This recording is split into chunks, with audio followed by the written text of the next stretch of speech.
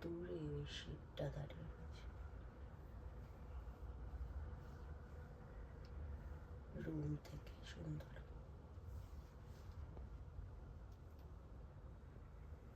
গাড়িগুলো যাচ্ছে। ওই জায়ান্ট হুইলের কথা দাদা বলছিল, ওই সাইডে রয়েছে।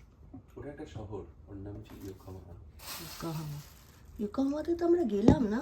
না, বাবা কত পাখি যাচ্ছে দেখো জলের সাথে,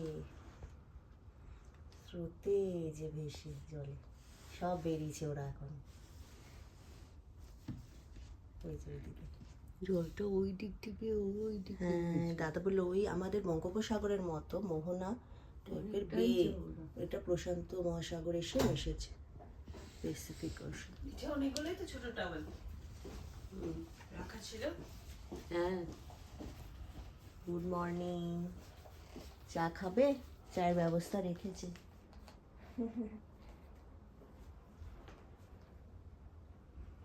এটা বেশ সুন্দর, ওই মিউজিকটা যে হয়, মিউজিকটা আউল